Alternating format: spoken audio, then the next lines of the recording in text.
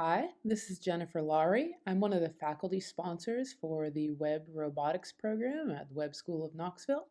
I'm going to go through some notes from our parent information meeting that was held on November 7th. I'll be telling you a little bit about the robotics program at Webb and some of our expectations for students and mentors, and also a little bit about what our season looks like upcoming in the spring. Our team was founded in 2004. We were the second team in Tennessee and the first team in East Tennessee. Currently, there are two faculty sponsors involved with the program, myself, Jennifer Lowry, and also Patrick Cahill, who's a math teacher. Our team typically meets after school. We meet on the evenings, we meet on the weekends sometimes, and our season, our competitive season, which happens from about January through April, culminates in travel to regional competitions. So we'll compete against dozens of other teams from around the world at these competitions. So as I said, the FIRST robotics competition is a program our team participates in. FIRST stands for inspiration and recognition of science and technology.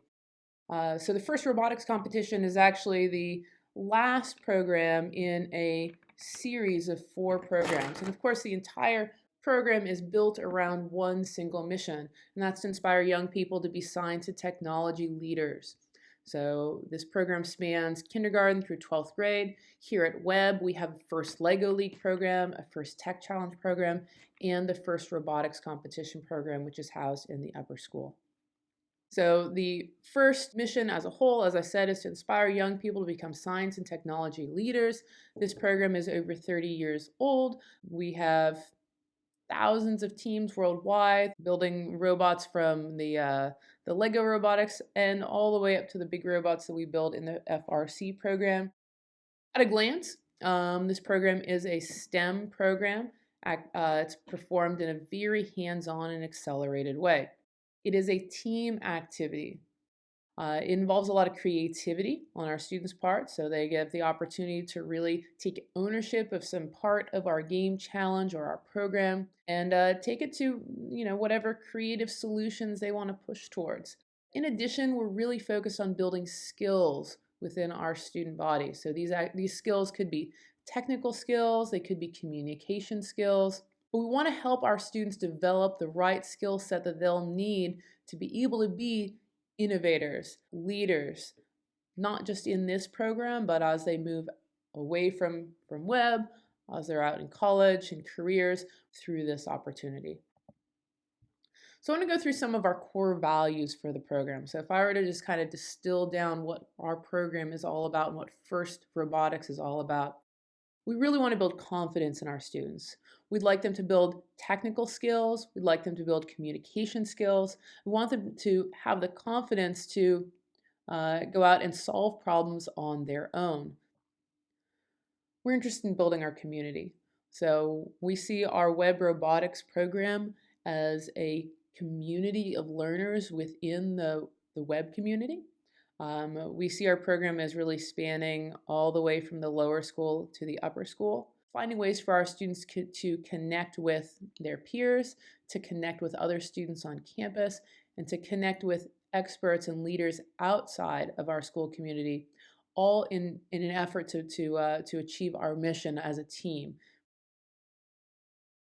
We want our students to be innovators. So we want to put the tools in their hands to help them solve problems that no one has solved before. And that's true in the robotics competition. So every year we get a game challenge, and we're going to be faced with a game that has never been played by robots before.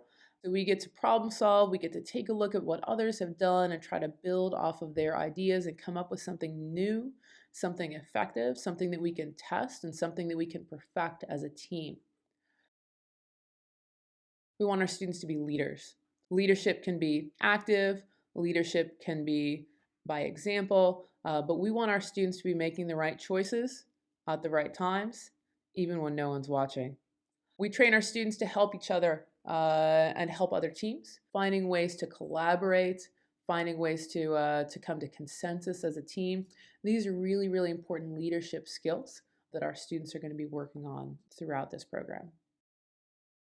We see our program as building futures. There are opportunities for internships that are only available to FIRST Robotics competition students. There are millions of dollars in scholarships available to FIRST Robotics competition students. We've had students win these scholarships in the past. I know we'll have students win them in the future, and it opens up a lot of academic opportunities for our students. There are team awards and team accomplishments, and there are also individual accomplishments and awards that are granted in this program, which is a nice way for our students to stand out. So if you want to know where our students go after graduation, we've been working a little bit as a team on a survey of our alumni. Our alumni are, all over the United States, many different institutions doing really, really cool things. About 80% of our students expect to go on to get an advanced degree of some sort. Our students have had a lot of really cool opportunities in internships and work after or during their time in high school or in university. So here's just a few of the places where our students have reported that they have interned. Our students pretty decisively say that they were able to get to know at least one of the adults on the team very well, and that they felt like that students were empowered to make important decisions. Our students have the opportunity to take ownership for their learning, to own a project, to be responsible for it, to know that their decisions are important and the way that they carry themselves, the way they handle themselves is going to make the difference between success or failure on a project within our team. In addition, our students have the opportunity to get to know adults on the team, mentors, really, really well. Having the ability to be comfortable to make connections with mentors is one of those really important skills that they can take to college that is difficult to develop outside of a program like this. It's one of those keys to success in university, knowing how to find a mentor to help you through your academic route, to make connections, to help you get an internship, to help you find the right graduate program. So we think these are really important skills for our students and ones that we continue to highlight as we go into our 17th season for the Webb Robotics program. As part of our internal survey, we got some feedback from our students, from our alumni. So these are just a few comments that students made to us as part of our survey of alumni. You are welcome to hit pause right now if you want to read some of them, if you're interested. So in terms of our robotics team and some of the programs available within the team. So there's more that we do than just like the technical aspect of building a robot. Obviously, we're going to need mechanical design and fabrication, so construction of robot materials. But in addition, we do a lot of programming. So all of the programming used to drive the robot is written from scratch by students. All of the electrical work is done by students. Controlling the robot on the field is done by students. In order to build and design the robot, we use computer-aided design tools. We are involved in art and design. We have a finance team that helps us to develop funds and find sponsors. We have an outreach team. So there's quite a lot that goes into a typical robotics program, and ours is no different. We've got quite a lot of variety in there, and really opportunities for students to find something that really interests them. Maybe something they didn't really expect to interest them, they'll find is a lot of fun. And that's one of the things I really enjoy about this program. Mentoring is a really important component in the FIRST Robotics competition. Our philosophy on Team 1466 is that we coach through facilitation. So we allow and we encourage independent thought. We want to have open communication within the team. We'd like to foster trust and respect. Working with mentors is a key component. We've got a fantastic mentor base with our team, a lot of really experienced mentors who've worked with the FIRST Robotics competition and with Webb for many years. I want to talk a little bit about what our competition season looks like now. So as I said, we are a year-round program, but starting in the spring semester, our program gets a little bit busier as we get a new game challenge. We design, build, test, program, drive a robot for a competition that happens this year. Our competitions will be at the end of March. Right now, we don't know yet what our robot will need to do for this competition, but on January 4th at about 10 a.m., we'll come to the Webb campus and we'll watch the game reveal as a team. Please plan to attend. Families welcome, friends are welcome, alumni are welcome, guests are welcome. Just come along. It's a great time. It's a lot of fun. After we watch the game reveal, which will show us what our robot is going to have to do, but we're going to develop our overall team goals and game strategy. From there, we come up with robot design ideas. This is typically a long day, so this is going to be before the start of the spring semester at Webb, so it's on Saturday. But typically we meet on both Saturday and Sunday, and probably put in full days on each of those days. So we're probably in the lab working on our overall team goals and game strategy for about 5 to 8 hours each day over that weekend. During a typical FRC build season, which is about from the beginning of January through the end of March, we have pretty regular meetings. So this is, meetings that are going to be similar to your typical sports team. However, our meetings tend to run quite long, and we tend to run our meetings on the weekends. So we will meet in the lab regularly on Mondays and Thursdays from about 3:45 until 5:45 p.m. roughly. We will have some Friday meetings, and I have attached a preliminary draft for our season schedule. We definitely meet on Saturdays and Sundays, so noon to 6. Saturdays and Sundays are going to be pretty typical for us. We get a lot done then. Our mentors are able to be there. It's us a long stretch that we can get work done. Daily attendance is not required, but the truth is that you're going to get out of the program what you put into it. So we would expect students to try to put in somewhere around 10 hours a week. Now, that means you don't have to show up every day to team meetings, but you're going to want to come to most meetings. We'd really like students to make sure that they are communicating and kind of keeping track of what's happening in the lab. Now, they can do that via Slack, which is our communications app that we use. They can use that by responding to emails as necessary. But again, the more involved in communication and showing up and being a contributor while you're at our meeting times, that's how you get the most out of this program. We do want winter and spring athletes to participate in this program. So I understand that there may be, after school sports practices and workouts. Please attend anyway when you're available.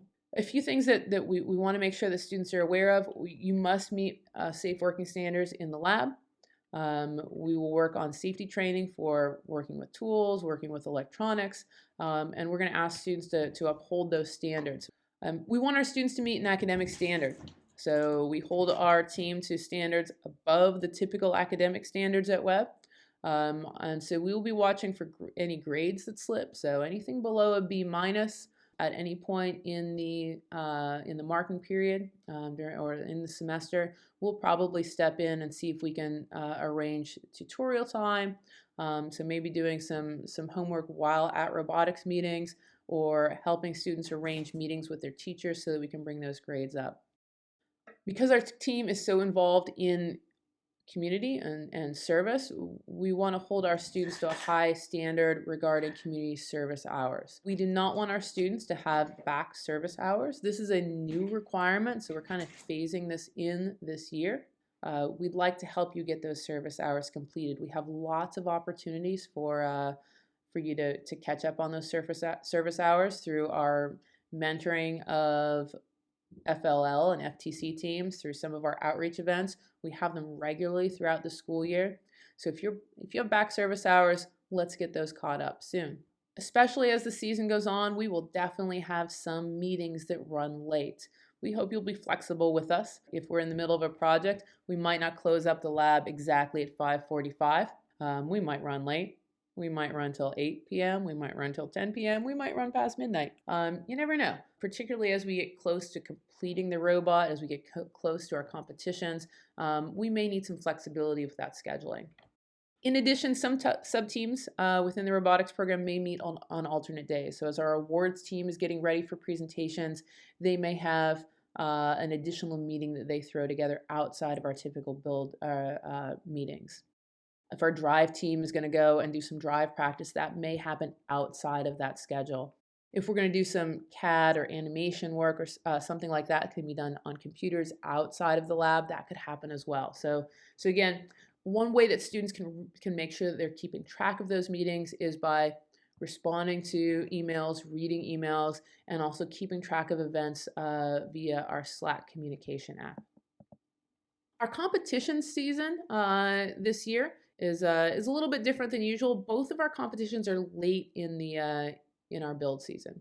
So we will have a home regional event. The Smoky Mountain Regional is going to be at Thompson Bowling Arena at UT at the end of March. It's March 25th through 28th. We will miss 2 days of school for this event.